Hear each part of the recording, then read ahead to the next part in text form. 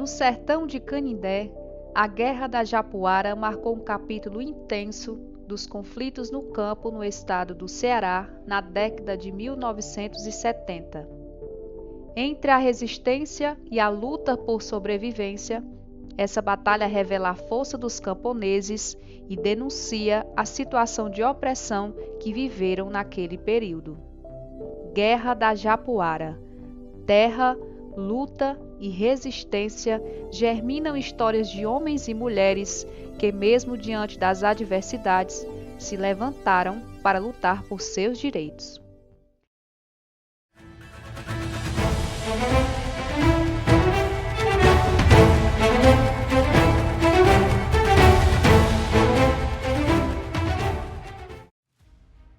Entre 1964 e 1988, o Brasil viveu um período de repressão brutal.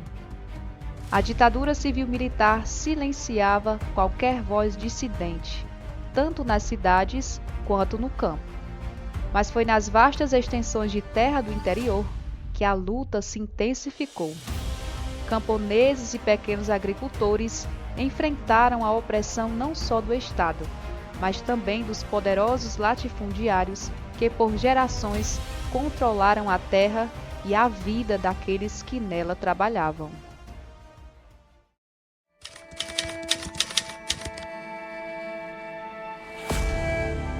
E a gente tem que compreender, em primeiro lugar, um pouquinho o contexto geral. Nós estamos na ditadura militar ainda, e os militares se deram conta que o campo é um mundo explosivo. Então, eles tinham que dar uma atenção grande a isso. Depois você tem que ver na estruturação do Brasil, depois das capitanias nasceram as Seis Marias, e dentro das Seis Marias as fazendas. Então, os fazendeiros eram as pessoas importantes. Quem tinha fazenda, fazenda grande, era importante na política e na sociedade. Era uma época de uma grande repressão política. Era na época do Médici, né? Que foi, para mim, se a gente pegar o período da ditadura, provavelmente foi um dos períodos mais fortes, né? Em termos de repressão política.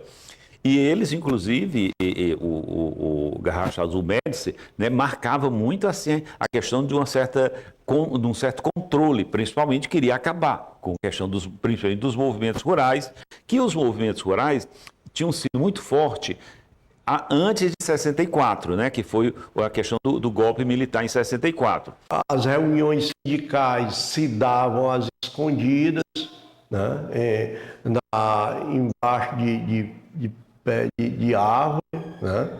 Porque era escondido mesmo do patrão, porque em qualquer propriedade, o patrão tomasse conhecimento que estava havendo uma reunião que falasse em sindicato, naquela plena ditadura militar, esses moradores prontamente já recebiam o aviso de despejo, né? Período pós-68, bem forte a questão do governo militar, da ditadura militar.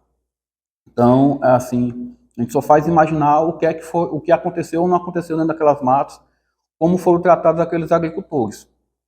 Lembrando que, na época, qualquer força sindical era tida como comunista e era fortemente combatida pelas forças policiais. E a gente tem que compreender nessa faixa de 70, como me disse um advogado do sindicato naquela época, os fazendeiros querem muita terra, não é para trabalhar, e sim para poder tomar empréstimo bancário.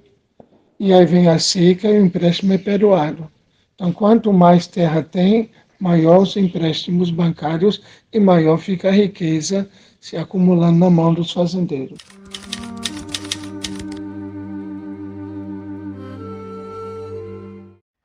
A fazenda Japuara inicialmente era de propriedade do senhor Anastácio Braga Barroso e administrada pelo seu sócio, senhor Firmino da Silva Amorim, a quem Braga Barroso havia prometido a prioridade numa possível compra da fazenda.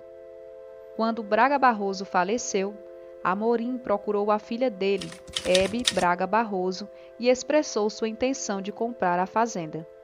Ele pagou a primeira parcela, garantindo o início da transação.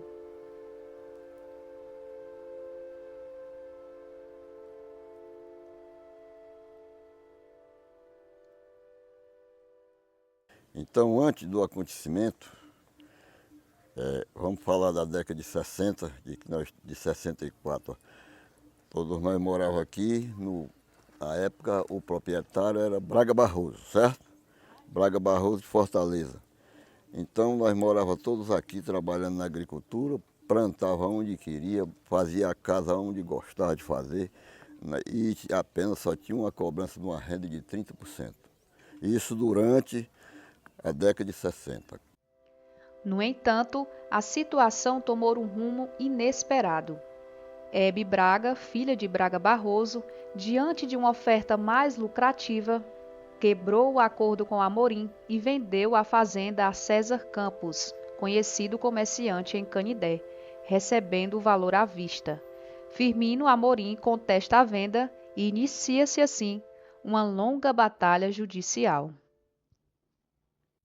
Meu pai queria ficar com a fazenda, mas não tinha interesse de ficar definitivamente com a fazenda, porque ele já trabalhava na fazenda e desde essa época da chegada dele, então não tinha como o meu pai sair. E o próprio Anastácio Braga Barroso queria que o meu pai ficasse com a fazenda. Tudo era do mesmo dono, era do Braga Barroso, né?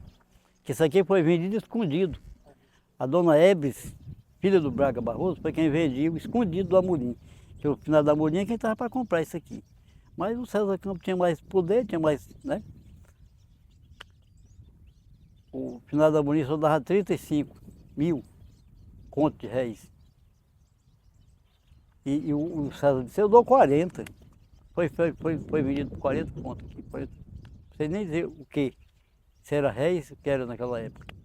A dona das terras fez a venda da fazenda em 3 parcelas. O Pio Nogueira e o Firmino Amorim fez o pagamento da primeira parcela.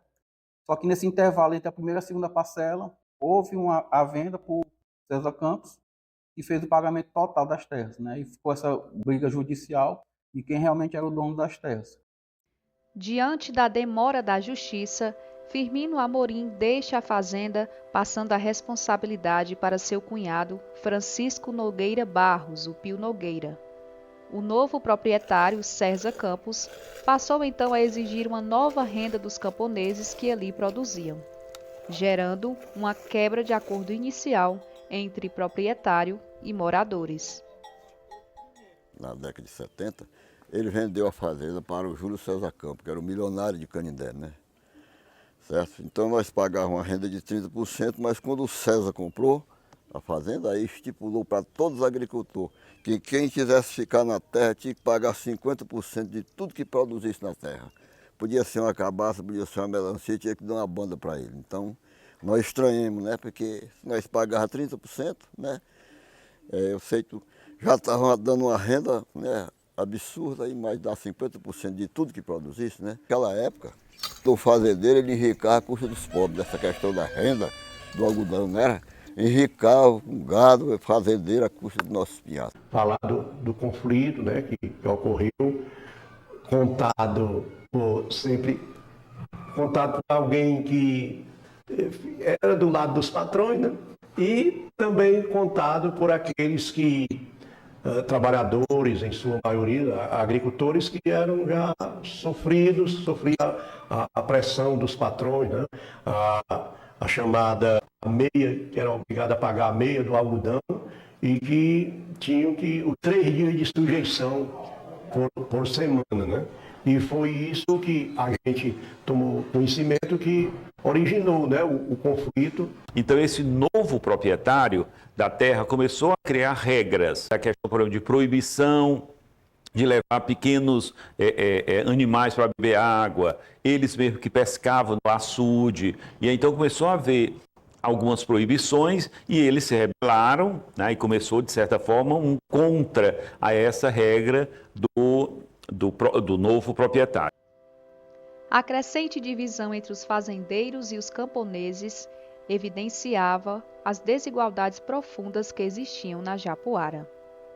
As tensões estavam prestes a explodir em um conflito aberto.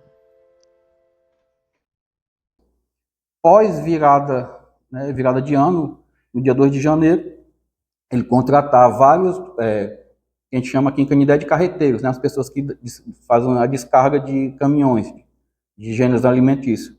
Contratou vários carreteiros para fazer a expulsão dos moradores. O delegado da cidade, que era um coronel de polícia, não estava na cidade, só estava o subdelegado, o Cid Martins, e uma guarnição de policiais. Mas mesmo assim, a cidade ficou sabendo que estava sendo contratado carreteiros para fazer a desapropriação à força dos moradores da Japuara. Tanto é que alguns entrevistados da cidade disseram que se juntou muita gente para ver os 2 caminhões que foram para Japuara e o pessoal sendo contratado, recebendo dinheiro para se encaminhar para lá. Lá, chegando, eles invadiram as casas, começaram a jogar os móveis para fora, botar para cima do caminhão. E quando chegaram na casa do Pio Nogueira, que era um bar, um mercantil, uma mercearia, que tinha uma latada, um dos carreteiros subiu na casa do Pio.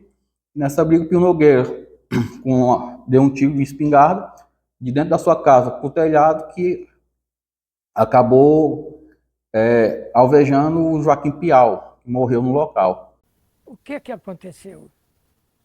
O início dessa tragédia foi, como eu disse, uma quantidade enorme de pessoas que chegaram nesse caminhão, destruindo cercas, né? Casas, inclusive 2 subiram na casa do Pio, o cunhado do meu pai, e começaram a destruir, jogando telhas fora. E a família do Pio dentro da casa, com as crianças, né? E aí o Pio, nesse momento, estava lá no açude. Um dos garotos dele foi até o local e ele já estava ouvindo a zoada, porque não era muito distante de onde ele estava para a casa dele. O garoto chegou e disse: pai, a coisa lá está ruim, estão destruindo a casa. Aí o Pio, já preparado, porque esse movimento já vinha, sabe, acontecendo, aí o Pio até armado estava. Afinal de contas, foi quando começou a invadir, subir em cima da casa e destelhar.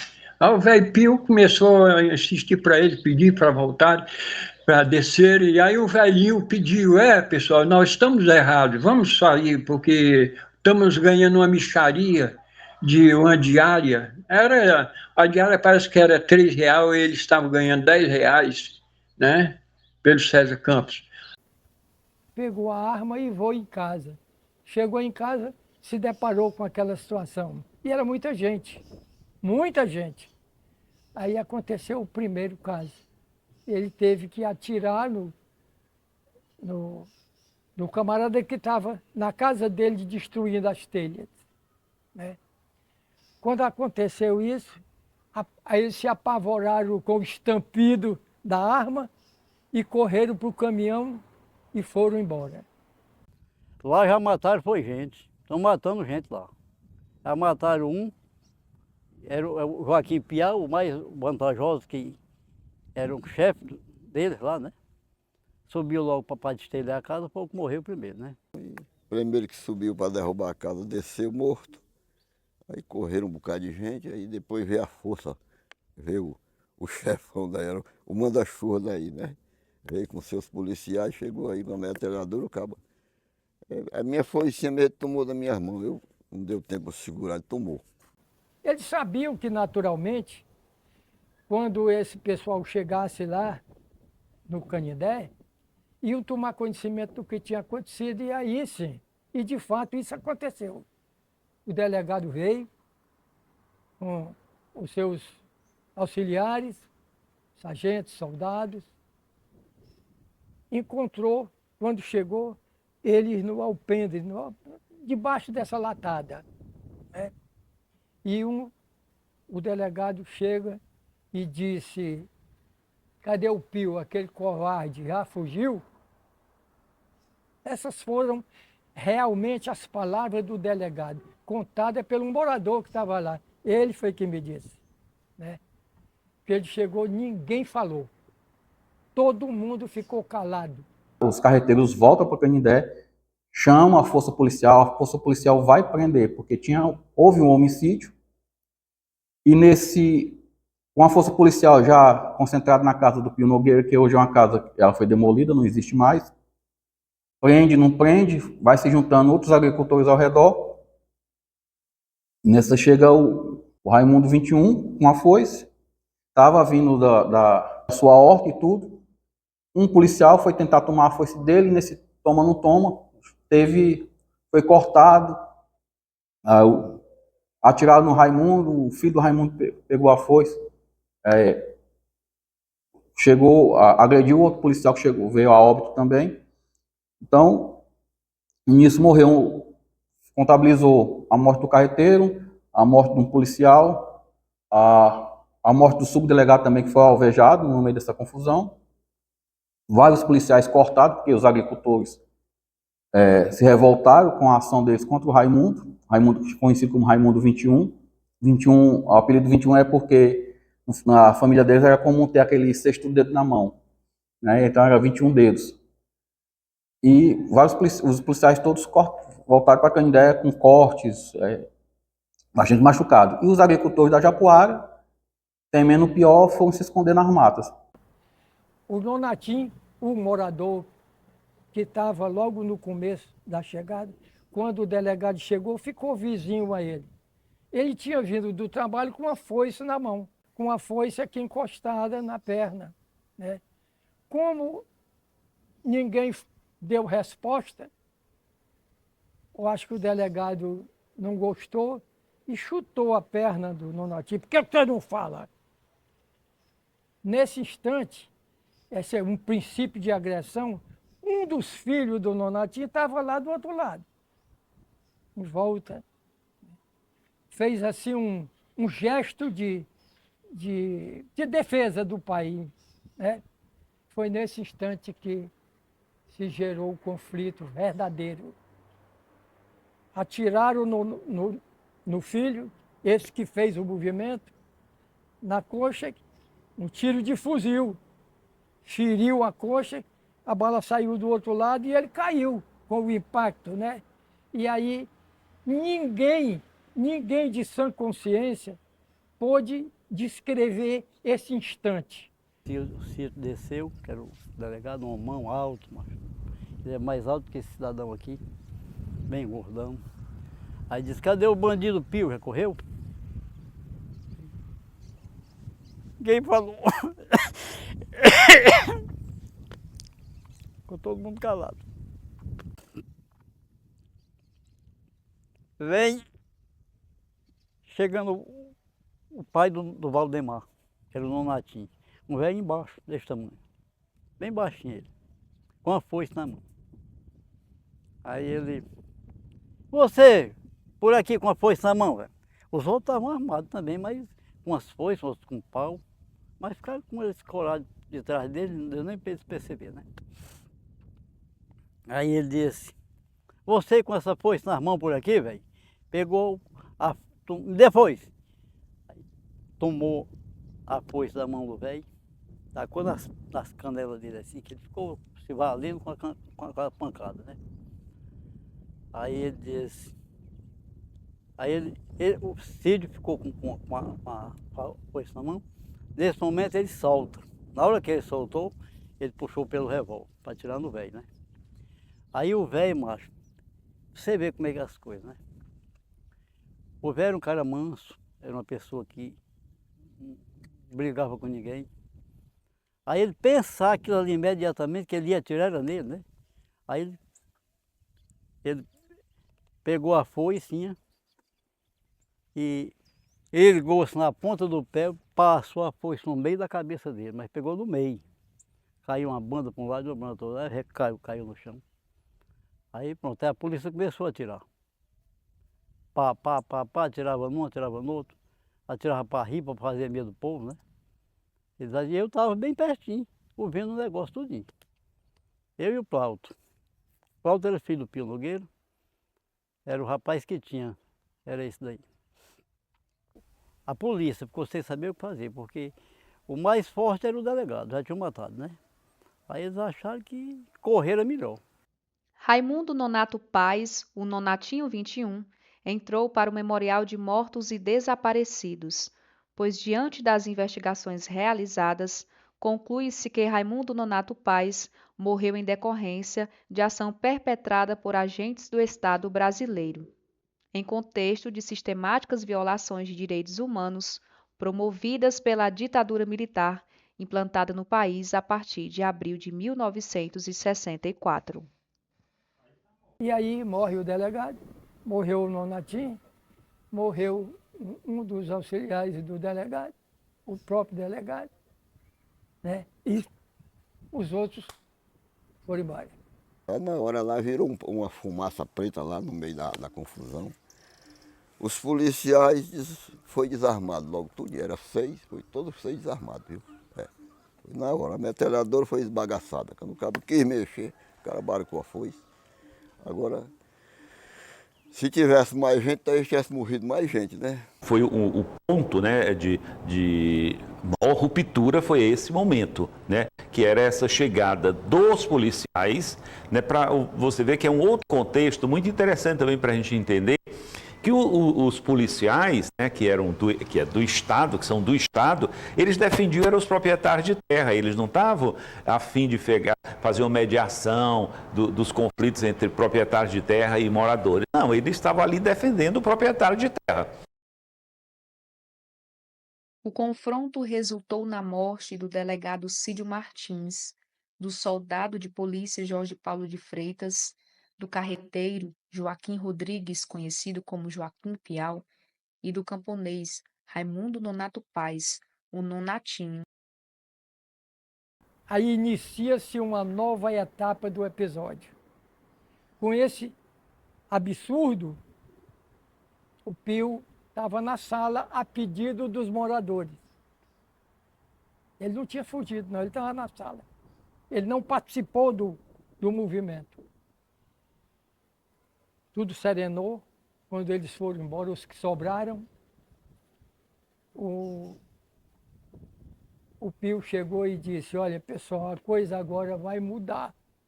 Agora vai ser muito diferente. Aqui já são 4 mortos, né? Agora nós vamos ter que sair daqui, porque com certeza virão batalhões aí de policiais para tomar pé da situação, como aconteceu de fato. Eles já tinham saído quando chegaram muitos policiais na fazenda, né? Procurando naturalmente o Pio e aqueles que se envolveram no episódio.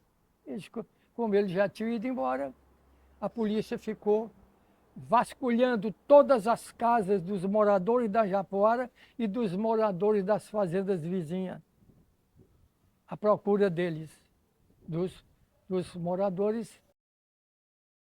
Após esse sangrento confronto, o grupo, liderado por Francisco Nogueira Barros, conhecido como Pio Nogueira, e seu filho Francisco Glaude Souza Barros, junto com Joaquim Abreu Alfredo Ramos Fernandes, conhecido como Alfredo 21, também com Antônio Soares Mariano, conhecido como Antônio Mundoca, e Luiz Mariano da Silva, conhecido como Luiz Mundoca, fugiram para a mata.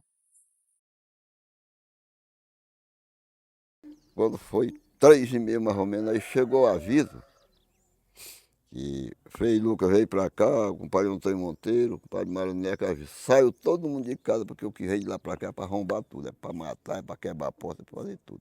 Morava lá embaixo de lá, andemos a noite todinha para poder chegar na casa do meu pai, né? Sei que por volta de 12 horas nós já estávamos lá com a família, cortamos umas 2 léguas dentro das matas, e aí a polícia. Agora, só que quando eu saí da minha barraca lá, pouco tempo os cabos chegaram, meteram bala para cima, quebraram o poste, mataram o cabo, quebraram o poste, fizeram tudo, bagaçaram tudo. Quer dizer, se nós estivéssemos lá, eles tinham lascado nós em banda, né? E eu vinha com 600 mesmo. Eles andaram na faixa, que eu me lembro, coisa de 20 quilômetros, dentro do Mata Dentro, parando na Serra Terezinha, e lá eles conseguiram que um amigo deles entrasse em contato com a FETRA-S, de lá enviasse o advogado. Essa fuga foi uma tentativa desesperada de evitar um confronto ainda mais devastador. A partir desse momento, Uma intensa caçada começou na região, exacerbando ainda mais a tensão entre todos os envolvidos e aumentando os maus tratos aos moradores que permaneceram na área. Foi horrível, a gente sofreu demais. Sempre fome, sede, muita sede,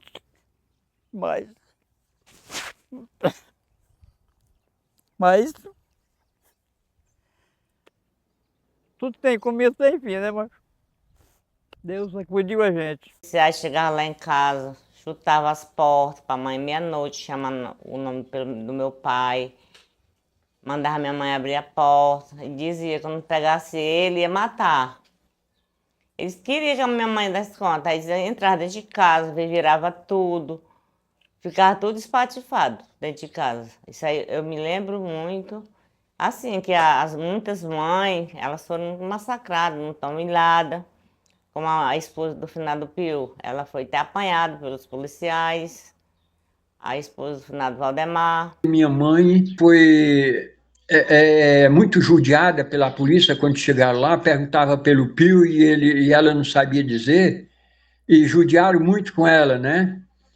E principalmente com as crianças, quando pegaram o Francisco, esse que acabou falecendo por causa de traumas mesmo, por causa desse negócio, e final de contas, eu ouvi falar quem defendeu ela desses traumas todos, dessa perseguição, foi o padre Frei Lucas, chegou e falou no sério com eles e deu um pouco de espaço mais para ela, que dizem que ela recebeu pancada de fuzil na cabeça, né, e opressão. A Valdete mesmo, ela mora aqui, que ela mesmo, criança, levou, ainda hoje tem os catombos na cabeça das fuziladas que leva coice de fuzil e bateram na cabeça dela, sabe? Simplesmente porque um soldado disse que chegou um soldado e falou que já tinha encontrado o Pio. E aí outro vieram perguntar para a mamãe, e ela, criança, disse, se o soldado está dentro, já encontraram ele, porque vocês continuam perguntando por eles? Ou vocês são bobos? Aí o soldado respondeu com um coice de fuzil na cabeça dela, né? Que ainda hoje já ela tem esse hecatombe na cabeça por causa disso.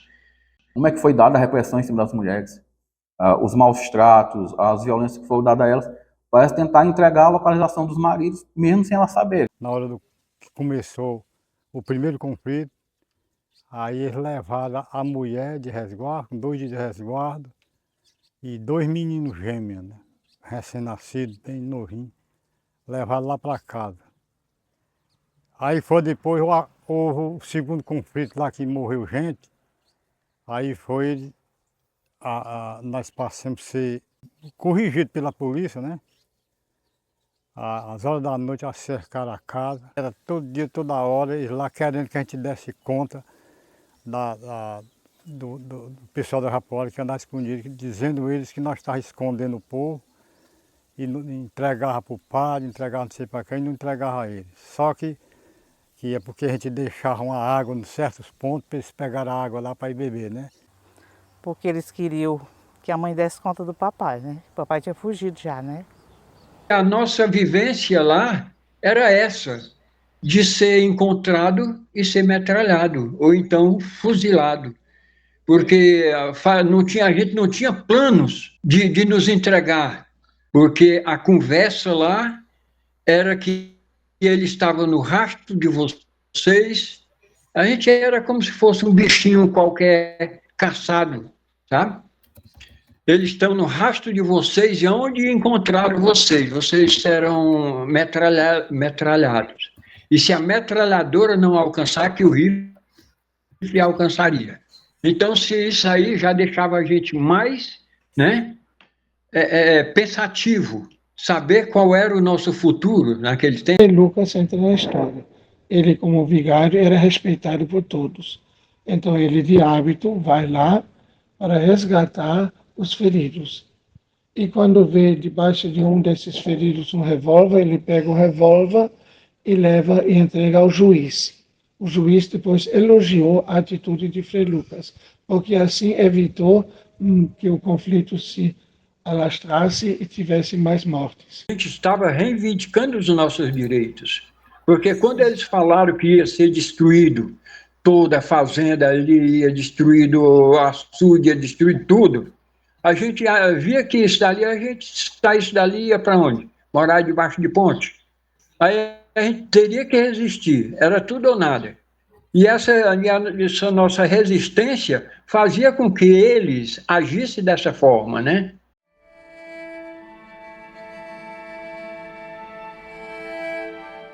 Na segunda noite, eles já com fome e com sede, na mata, né? Foram na casa desse morador, cautelosamente, pedir água e comida. E aí, o Félix, que era o morador, soube onde eles estavam. Manda meu irmão, manda o filho conversar com meu irmão. Contou que sabia onde eles estavam.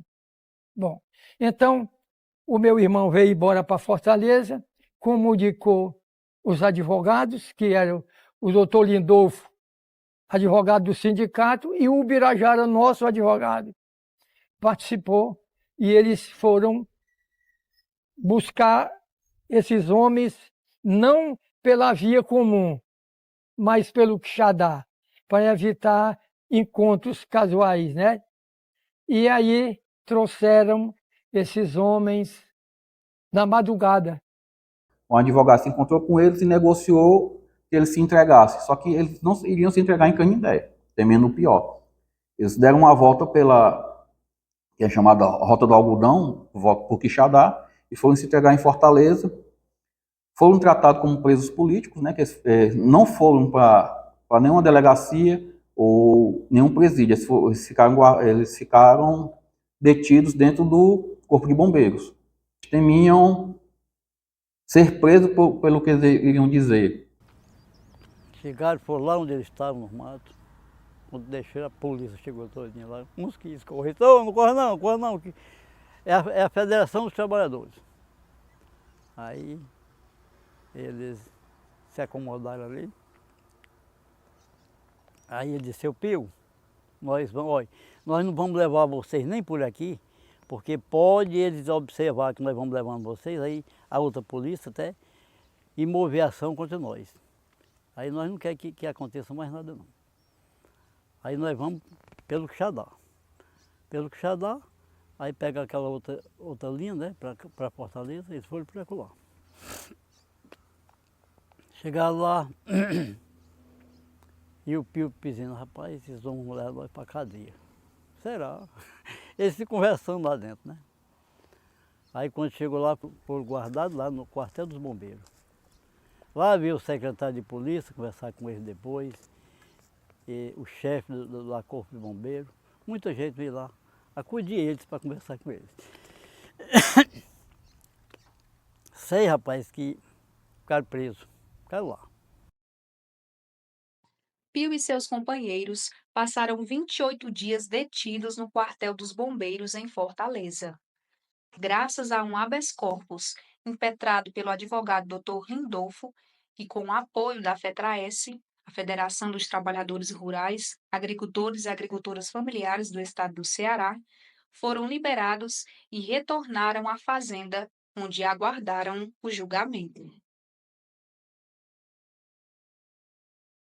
O doutor Manuelito Eduardo, que era superintendente dos Diários Associados, participou dessa situação. Ele pediu que esses homens fossem levados para o jornal e pernoitassem. E aí ele foi muito importante, porque alimentou esses homens. Eles estavam há 3 dias e 2 noites, sujos, barbados. Tomaram banho lá nos Diários Associados, trocaram de roupa. Ele conseguiu tudo para esses homens. Para no dia seguinte, de acordo com os advogados, eles serem apresentados na Secretaria de Segurança Pública. Que foi o que aconteceu. Quando foi no dia seguinte, aí eu já estava lá também, né, nos Diários Associados. Eles foram conduzidos até a Secretaria de Segurança Pública em carros não militares, né? Não foi carro da polícia, para não chamar a atenção. E aí foram apresentados e nós aguardávamos ansiosamente o desfecho dessa situação, o que teria por esses homens passarem. Mas nós fomos até, ficamos admirados, porque eles não ficaram presos na Secretaria de Segurança Pública. Eles foram encaminhados para o quartel dos bombeiros. Eu acho que não dá nem para eu avaliar. Como eles foram até bem tratados no Corpo de Bombeiros, quando eles estiveram presos, né? Não dá nem para avaliar como nunca houve uma vingança. Mas esse sempre foi um assunto que não se falou lá em Canindé. É uma pergunta que eu jogo lá, por que não foi falado em Canindé? Eles estavam presos, eu recebi uma autorizaçãozinha para entrar no quartel quando eu precisasse, né? E assim foi feito. No dia seguinte, aí a gente ficou indo. Eu acho que poucos dias depois, eu tive uma surpresa que eu não quis acreditar. Quando eu cheguei para visitar, esse pessoal estava aberto lá, o portão onde eles estavam presos, esse alojamento. O portão estava aberto. Aí eu fiquei admirado, falei para um dos soldados que estava de serviço, cadê o pessoal? Eles estão tomando banho de sol ali do outro lado. Aí eu fui até lá, conversar com o Pio, aí eu disse, ai Pio, que folga é essa aí? Eu até brincando com ele, vocês aqui tudo tomando banho de sol, para que negócio é esse? Aí ele meteu a mão no bolso e tirou a chave do portão, estava com ele. A chave do portão da cadeia estava no bolso do Pio. Ele me mostrou a chave, estou aqui, me mostrou a chave. Eu disse, rapaz, mas o que é isso? Aí, quando saí, ele entrou, ele mesmo fechou o cadeado. Ficou com a chave da prisão. Agora, até o 21º dia, como eu disse, eles foram muito bem tratados. E olha, a despedida desse pessoal foi a coisa mais impressionante, porque parecia até uma autoridade passando em revista a tropa. Uma formação dos bombeiros cumprimentando de um por um. O advogado, Dr. Lindolfo Cordeiro, ele foi assassinado. Era um advogado que lutava exatamente em favor daquelas pessoas de terras, as pessoas mais humildes, né? Ele foi assassinado. E quem se envolvesse naquele tempo em alguma coisa, o fim era o mesmo, né? Como foi o dele.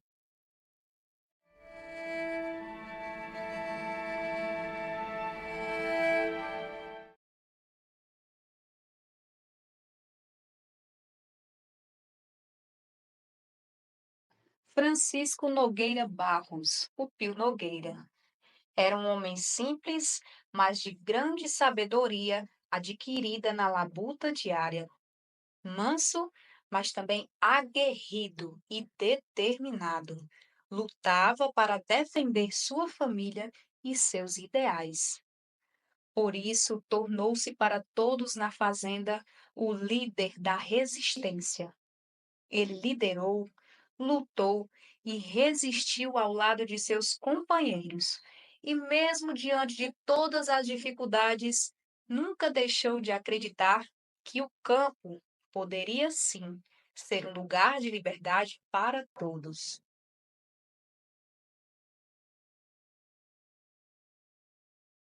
O velho Pio era um homem pacato, mas um homem esperançoso, tinha esperança de vencer na vida.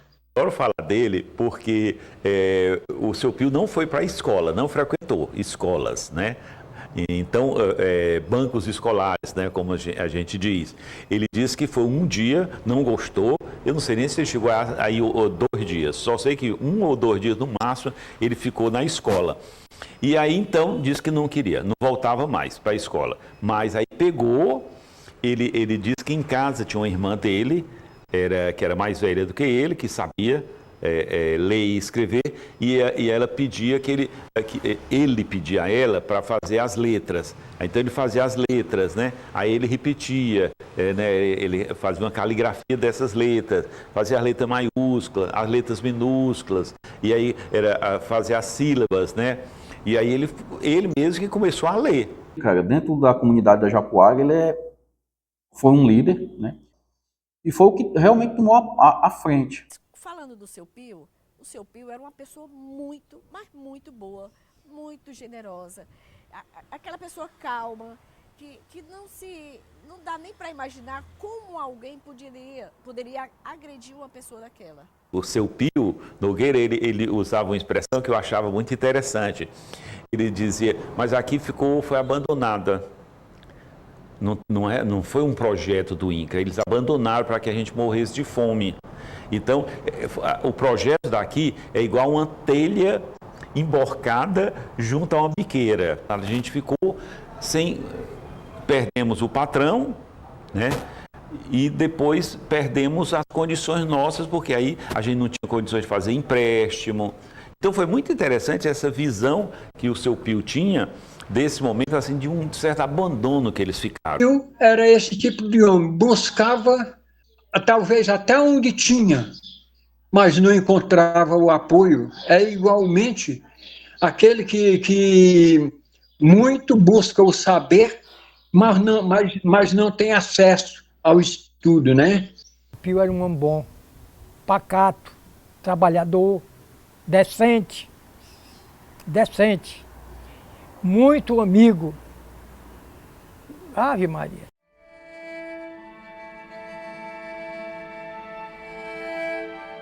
Pessoas estavam nas suas residências, nas suas casas, na propriedade que era deles, porque era onde eles produziam, né, para viver.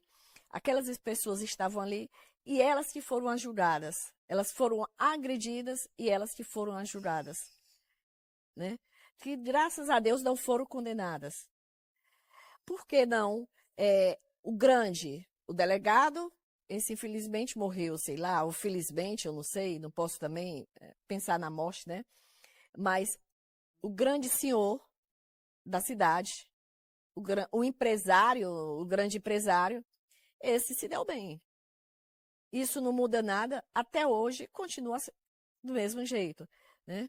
Sempre o pobre termina sendo o culpado, sendo o acusado. O dia daquele julgamento, aquele processo que ficou, eu acho que para aquelas pessoas já foi um alívio, porque eles foram se livrar de uma coisa que pesava neles, que não tinham culpa. Porque eu acho terrível você ser acusado daquilo que você não fez. Eles não agrediram, eles não fizeram nada. Qual o papel do seu Pio? O seu Pio era um homem calmo. O Valdemar, que estava ali também, os outros também, todos que estavam ali, eram pessoas boas. Houve um julgamento daquelas pessoas. E eu estava presente na casa paroquial de Canindé, na ocasião do julgamento, que eles foram, né?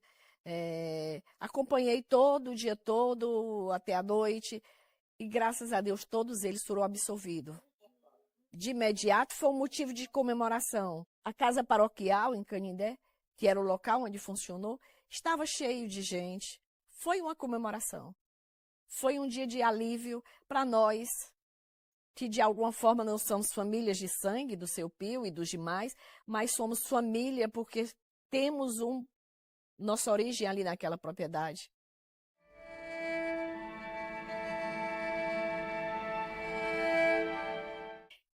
Terra foi dada, todos eles receberam a sua terra, mas não receberam o quê? Não receberam os meios de produção. Mas a reforma agrária não foi feita, apenas entregaram a terra, os trabalhadores, né? Só água no pote e a terra e pronto, né? Porque a reforma agrária ela tem uma coisa muito especial que é tudo, né, que a gente precisa. É sala de aula, assistência o posto de saúde, tem que ter lazer, tem que ter condição financeira para ele, para a reforma agrária, tem que ter uma tecnologia para acompanhar, para capacitar o povo. Isso não veio para nós, né? Porque eles queriam que nós morrêssemos de fome aqui, tá certo?